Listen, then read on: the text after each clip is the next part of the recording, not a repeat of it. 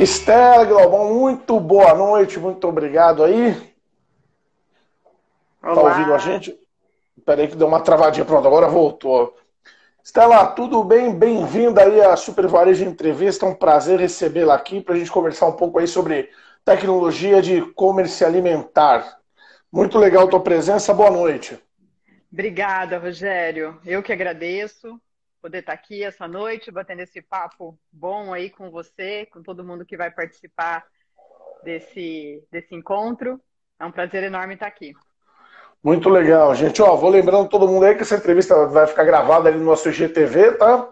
As perguntas a gente vai deixar para o final. Quem tiver pergunta pode mandar, tá, pra gente, que no final a Estela vai estar aí para responder. Estela, enquanto o pessoal está chegando aí, eu queria que você fizesse uma apresentação. Fala um pouco da sua carreira, até chegar na Magento, o cargo que você ocupa hoje. Conta um pouquinho pra gente. Conto sim. Bom, eu comecei no mercado de tecnologia já tem muitos anos.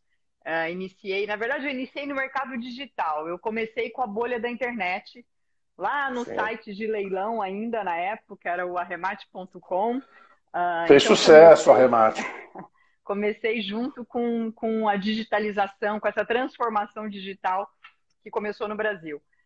Depois fui para a Microsoft, fiquei 14 anos na Microsoft, muito mais voltada para o mercado de advertising, tecnologia, mas dentro desse mercado de publicidade, de mídia. Fui para a Adobe em 2018 e assumi a Magento no final do ano de 2018. A Adobe comprou a Magento em 2018, né, em julho mais ou menos. Ainda não existia uma operação de Magento nem no Brasil, nem na América Latina. Então, logo que comprou, a Adobe tem uma forma de comprar que ela abraça muito as empresas. Então, logo que comprou, ela já integrou a Magento dentro dos produtos, começou a fazer integração e tudo mais. Então, eu assumi essa área, esse negócio, na verdade, para a América Latina. Hoje eu respondo por uma área que vende não só Magento, mas Marketo e outros produtos também do que a gente chama de Marketing Cloud para a América Latina. Mas Magento, né, acho que vai ser o que a gente vai conversar mais aqui hoje. Eu acho que com todo esse cenário de pandemia, sem dúvida nenhuma, e-commerce é o que mais se fala, né? É a Com necessidade, não é nem o que certeza. se fala, é a necessidade das empresas de sobrevivência. A gente teve aí em 2020 a pandemia, que né, a gente achou que a. Você tá me ouvindo? Tá me ouvindo ou deu uma travada? Tá me ouvindo? Tô. Tá, então aí o 2020, né, o e-commerce se comportou de uma maneira, eu queria que você fizesse uma análise dessa maneira que se comportou lá em 2020, e agora pensando já em 2021, quer dizer, a gente acelerou muito lá em 2020, só agora em 2021 nós estamos num pico aí, né? Voltou de uma forma muito mais avassaladora aí, né? Os números estão muito mais alarmantes do que esse próprio período há um ano. Então eu queria que você fizesse esse paralelo. 2020, o que, que mudou nesse e-commerce alimentício e o que 2021 pode esperar disso? Tá. Infelizmente, né, os números não são bons para nós. Enfim, quando a gente começou essa pandemia lá em março, né, foi tudo, ninguém sabia muito o que ia acontecer, de repente estava tudo fechado, e a única maneira de vender era através ou de e-commerce ou de outras ferramentas, né, que as empresas encontraram e que as empresas já trabalhavam. Então, o que a gente vê, e imagino que todo mundo que está no mercado, que está trabalhando de alguma maneira, o Covid, né? Ou seja, a pandemia, ela realmente acelerou muito a digitalização das empresas. E aí a gente viu dois tipos de empresas. Aquelas empresas que já estavam digitalizadas, mas elas melhoraram a experiência do consumidor. Por quê? Porque o digital passou a ser ainda mais importante para ela conseguir sobreviver e para ela conseguir vender. E a gente viu aquelas empresas que ainda não tinham passado por esse processo e tiveram que correr para fazer isso. Então, claramente tiveram os dois mundos. Os que tiveram que correr para fazer isso, que bom também, mas obviamente, né, que tem um aprendizado. Você não se digitaliza do dia para a noite, você não muda, porque quando a gente fala de digitalização, Rogério, eu sempre gosto de dizer que tem muita coisa ligada à cultura da Sim. empresa, né? Não adianta só você ter um site que você virou digital. Qual que é a sua cultura? Qual que é a sua cultura de dados? Como que você vai trabalhar a sua relação com o cliente? Então, acho que tem muita coisa aí para ser trabalhada. Então, essas empresas, elas correram para ter alguma coisa E as outras que já estavam mais maduras, eu acho que elas foram, né, para o finalzinho ali da corrida, né, aquele sprint, para entregar uma experiência ainda mais rica para os seus consumidores. O Sim. mercado alimentício, especificamente, quando a gente vê web shoppers, enfim, tem muitos dados, mas o mercado de farmácias e alimentícios foram os que mais trouxeram novos usuários comprando dentro da internet. E uma coisa super interessante, né, que é uma categoria que comprava menos, que é os 50 a mais, esses foram os que mais entraram proporcionalmente.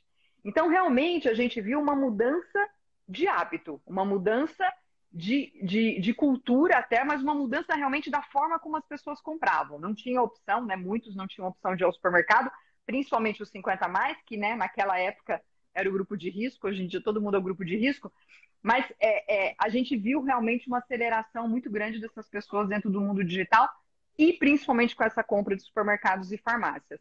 Sim. Eu acho que 21, infelizmente, de novo, a pandemia não acabou, muito pelo contrário, como você falou, piorou, todo mundo está vendo os números, todo mundo está entendendo isso. O que eu acho que faz com que esse hábito de consumidor alterado, mudado, transformado, ele não volta mais. Porque no final do Tá. dia a gente vai ter quase 2 anos de pandemia, né? Até que todo mundo seja vacinado, até que as coisas, enfim, voltem, a gente espera que seja antes, mas a gente vai ter praticamente 2 anos de pandemia. E dois Sim. anos é muito tempo de mudança de hábito. Você já incorporou isso, né? Eles falam que uma mudança de hábito você precisa fazer por 21 dias. A gente vai ter 700 e muitos dias tendo mudado a nossa maneira de comprar. Então, eu acho que toda essa mudança de compra, toda essa facilidade que o consumidor encontrou, que não precisa, né, fazer. Eu sempre achei que a logística do supermercado nunca foi muito interessante. Apesar de eu ser uma pessoa que eu gosto de ir ao supermercado, mas, né, o tiro da prateleira Sim. põe no carrinho, o tiro do carrinho põe no caixa, o tiro do caixa põe no carrinho. E quem mora em casa continua. Esse tiro do carrinho põe. Então, acho que tudo isso, sem dúvida nenhuma, as pessoas encontraram maneiras mais simples de fazer esse supermercado, principalmente em cidades grandes, né? Quando a gente fala de uma cidade do tamanho de São Paulo, isso fica ainda mais evidente, né? Mais a experiência ela se torna ainda mais agradável quando você consegue fazer isso dentro da sua casa. Sim. Mas a compra ela precisa, né? Os sites, os apps, eles precisam ser muito mais, né? O que a gente fala em inglês, user-friendly, mas é muito mais agradável o processo de compra. Acho que boa parte de quem está aqui, obviamente, já comprou alguma coisa online na vida e tem sites que são gostosos e tem sites que você fala, ai meu Deus, vou lá na loja que é mais fácil. Então, eu acho que esse é o processo de transformação que os supermercados, que o mercado alimentício, ele precisa fazer. Como é que ele consegue oferecer uma experiência de compra rica para o consumidor? Porque você não quer ter uma experiência É. rica na loja e uma experiência ruim no online. Tem Então, que eu estar acho integrado mais do que nunca, né? mais do que nunca, acho que esse, né, é um outro desafio. O Omnichannel, a gente já fala de Omnichannel, já se fala de Omnichannel há anos e anos, mas Anos. ainda você que está nesse mercado há muito tempo sabe bem disso também, mas ainda não são muitas empresas que realmente conseguem enxergar o consumidor como um consumidor único, independente do canal onde ele está comprando a sua marca. Então, acho que esse é o grande desafio e é o que o consumidor espera, né? Nós, consumidores, queremos isso. Queremos que as marcas Sempre, nos enxerguem. sempre a melhor experiência, sempre a melhor na praticidade, dependendo do seu momento de compra. Mas você falou aí dessa aceleração que teve. Mas pensando em novidades, o que você viu aí que dá para destacar, pensando, sei lá, em aplicativos de compra? Ou até mesmo. Porque todo mundo, né? Quem não vendia quem não entregava passou a entregar. O WhatsApp entrou como uma ferramenta de pedido e entrega. Mas o que você viu aí de novidade pensando em aplicativos, de compras, e nesse movimento de uma forma geral? O que eu vejo são algumas empresas que conseguiram, de novo, ter essa experiência única para o consumidor. O que o consumidor espera hoje, né? Ele quer comprar, hoje ele tem N maneiras de comprar. E quem vende também Tá. tem N maneiras de vender. Como é que você liga essas duas pontas de uma maneira única? A única maneira de fazer isso é dados, né? Você precisa realmente, por isso que eu falei um pouco lá da cultura de dados dentro da empresa, você precisa ter isso dentro da cultura da sua empresa para que você consiga ligar essas pontas e realmente ter uma experiência única para o seu consumidor. O que eu vi foram empresas realmente conseguindo fazer isso, então desde comprei na loja, mas comprei no site, mas quero buscar, não necessariamente na loja, Sim, mas no drive-thru, né? Tanta gente fez drive-thru que foi uma coisa nova, né? A gente não tinha sim, drive-thru de shopping, drive-thru de loja. não, Acho que, sem dúvida nenhuma, essa foi uma das coisas mais novas que a gente viu. Mas essa experiência de não interessa onde eu comprei, não interessa se eu tenho algum problema, eu quero devolver, ou eu quero trocar, acho que a gente viu muitas empresas tentando evoluir para esse caminho. A gente viu empresas tentando trazer. A gente tem uma loja que eu acho muito bacana, que é a Kit Kat, que quem mora em São Paulo vale a pena ter a experiência da loja no Shopping Morumbi, mas é uma loja muito personalizada, ou seja, você entra não. lá dentro, você consegue personalizar o seu chocolate, a sua embalagem, com a sua foto, com o seu nome. E o que eles tentaram foi replicar essa experiência da loja dentro do mundo online. Então, quando você entra no site, é um site construído de uma maneira totalmente diferente, mas realmente você sente essa atmosfera da loja física dentro do online com toda essa personalização. E não só isso, eles transformaram a loja física e os vendedores da loja física, eles fazem o picking, eles fazem a customização e Tá. sai da própria loja. Então, que é uma coisa que a gente tem visto, né? Acho que China é para onde todo mundo que fala de retail olha, e a gente vê muito isso acontecendo lá, que são grandes grupos trabalhando com varejos pequenos, onde você consegue. Porque o grande desafio do varejo ainda é muito logística, né, Rogério? Sim, E o sim, sim. consumidor, ele quer cada vez mais receber no mesmo dia, no dia seguinte, ele quer comprar sorvete. Então, para fazer isso, você realmente precisa ter uma teia, né? Você precisa ter uma distribuição que acompanhe tudo isso. Então, a gente vê muito na China, por exemplo, grandes lojas tendo, né, todas essas pequenas lojas de bairro como dentro do seu marketplace ou dentro dos seus sistemas, e essas pequenas lojas viram o estoque, e essas pequenas lojas fazem as entregas. Então, talvez esse seja, enfim, um caminho aí para gente olhar, para a gente pensar, mas eu vi sim muitos bons exemplos e muitos exemplos de lojas que ainda não tinham essa omnicanalidade, que ainda não tinham esse pensamento único do consumidor. Pensando na loja física, aí você falou dos legados, talvez, aí, dado essa pandemia. E uma coisa que ficou, né, que ficou marcada aí na pandemia foi exatamente tirar o atrito ali da loja, né? Porque as pessoas começaram a fazer uma jornada mais curta, né? Eu preciso ir lá, eu vou sozinho, quero resolver meu problema, comprar as coisas, me abastecer, né? Comprar tudo que eu preciso e voltar para casa. E aí, pensando aí no supermercado, com aquela omnicanalidade lá, né, com o on e o offline aí, o que fazer para tirar essa frição aí da loja e ao mesmo tempo conseguir integrar esse cliente? Porque hoje ele está indo na loja rápido, porque ele está com medo, né? Tá uma pandemia, mas isso vai acabar depois. Então, isso aqui, eu acredito que esse vai ser um grande legado. Você vai ter que fazer a loja ser integrada com ele, né? Ele tem que se sentir bem na loja e ao mesmo tempo você não vai ter a frição, porque ele já vai estar acostumado a não ter mais, né? Hoje em dia ninguém vai no supermercado e aguenta ficar na fila horas, Na né? fila, Sei olha. lá. E a gente já viu bastante disso, né? Aqui em São Paulo a gente já viu muito, acho que, enfim, em outros lugares também, a história de você tá na fila e você já acessa, né, o seu perfil e você já vê suas promoções e você chega no caixa e você já fez um pouco do seu checkout. Acho que tem muita coisa que eu acho que dá para perder a frição, Rogério. Eu acho que é, um passo de cada vez, né? Quando a gente olha para a loja física, eu acho que é muito da história de check-out, principalmente por conta da pandemia, de pagamento do low touch, né? De você conseguir pagar sem colocar a mão, sem colocar o cartão. Então, todo esse processo que a pandemia trouxe para as nossas vidas, eu acho que isso são coisas que elas vão precisar existir, e é o que o consumidor espera.